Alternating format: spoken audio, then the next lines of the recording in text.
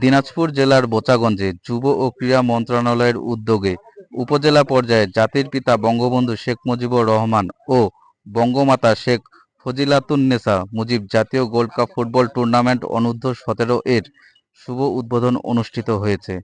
৪ জুলাই বৃহস্পতিবার বিকালে বোচাগঞ্জ শেখ রাসেল মিনি স্টেডিয়ামে এই টুর্নামেন্টের উদ্বোধন হয়। বোচাগঞ্জ উপজেলা প্রশাসনের আয়োজনে টুর্নামেন্টের উদ্বোধনী অনুষ্ঠানে বোচাগঞ্জ উপজেলা নির্বাহী অফিসার ডালিম সরকারের সভাপতিত্বে ও টুর্নামেন্ট কমিটির সদস্য সচিব নুরুল আনোয়ার চৌধুরীর সঞ্চালনায় প্রধান অতিথি হিসেবে উপস্থিত ছিলেন বোচাগঞ্জ উপজেলা পরিষদ চেয়ারম্যান মোহাম্মদ আফসার আলী।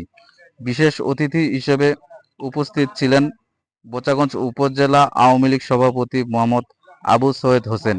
এছাড়াও উপস্থিত ছিলেন বোচাগঞ্জ উপজেলা ভাইস চেয়ারম্যান রেদওয়ানুল হক রাবিত, মহিলা ভাইস চেয়ারম্যান লায়লা মোতালেব সহ প্রমুখ ব্যক্তিবর্গ। এ সময় আগত অতিথিদের সামনে মার্শাল আর্ট প্রদর্শন করেন পীরগঞ্জ হতে আগত খালেক মার্শাল একাডেমির সদস্যবৃন্দ। ৭ দল নিয়ে অনুষ্ঠিত টুর্নামেন্টের উদ্বোধনী খেলায় ১ নং নাফানগর ইউনিয়ন পরিষদের মুখোমুখি হয় ৫ নং সাতল ইউনিয়ন পরিষদ।